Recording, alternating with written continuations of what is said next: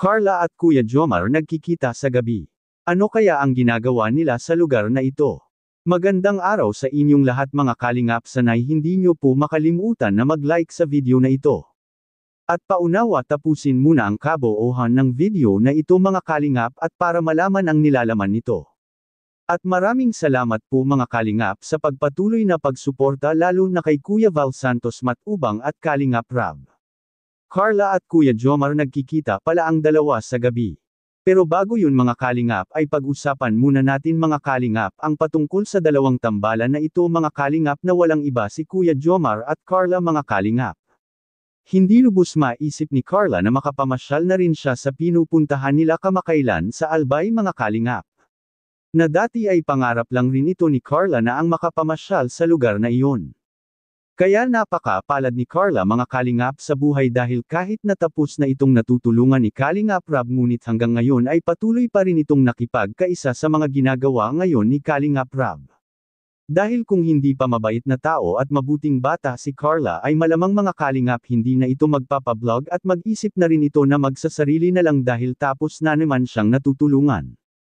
Kaya nang dahil sa ginagawa ni Carla ngayon mga kalingap ay sobrang dami nang napahanga sa kanyang ipinakitang katapatan ay hindi kailanman nag-isip si Carla na titigil na sa pagbablog mga kalingap. Alam na alam kasi ni Carla na marami ang masasaktan kapag hindi ito magpapablog mga kalingap. Katulad na lang sa ginagawa ni Erica kay Kalingap Rab na bigla na lang itong umalis at hindi nagpapaalam ng maayos dahil sa may nakukuha na itong pera mula sa mga sumusuporta kina Kalingap Rab. At mas lalo na nakakita na rin ito ng makapag-sponsor sa kanya mga kalingap kaya dito naglakas loob si Erica na umalis dahil hindi naman siya magkakaproblema patungkol sa pera mga kalingap. Si Carla ay mayroon rin itong karapatan at siya pa rin ang masusunod mga kalingap kung sakali natitigil na ito sa pagbablog kina Kalingap Rab. Ngunit hindi ito ginawa ni Carla dahil para na rin sa inyong lahat at para na rin sa mga tinutulungan ngayon nila Kalingap Rab. Si Carla ang patunay sa lahat na kahit tapos ng natulungan ay hindi ito tumalikod kay Kalingap Rab dahil siya ay nagtanim ng malaking utang na loob mga kalingap.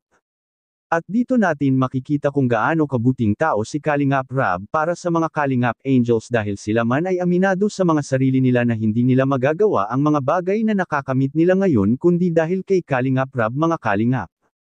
At matagal na inaasam-asam ng taga-subaybay ng Jomcar ay sana magkatotohanan na si Carla at Kuya Jomar mga kalingap. At ito kaya ang naging dahilan kaya nabanggit sa mga taga-suporta ng Jomcar na mayroong kasalang magaganap sa pagitan ng dalawa. Kapag mangyari ang mga bagay na ito mga kalingap ay maaring masisiyahan ang karamihang taga-subaybay ng Jomcar at lalo na ang mga ka-Jomcar 810 at ka-Jomcar community. Naghihintay ang karamihan sa gagawing pag-amin sa dalawang tambalan na ito mga kalingap. Bakit? Napapansin kasi ng ilang taga-subaybay ng Jomcar na para bang mayroon na talagang namamagitan sa dalawa mga kalingap. At ang mga patunay nito ay nang dahil sa kanilang ipinapakitang dalawa na ang mga ginagawa nila sa isa't isa ay hindi na isang gawain ng love team lang mga kalingap kundi gawain ito ng mag-boyfriend. Sa kabilang dako naman mga kalingap, Carla at Kuya Jomar nagkikita pala ang dalawa sa gabi mga kalingap at para magkasabay silang kumakain sa labas at madalas na palang ginagawa sa dalawa ang pagkikita nilang dalawa sa gabi mga kalingap.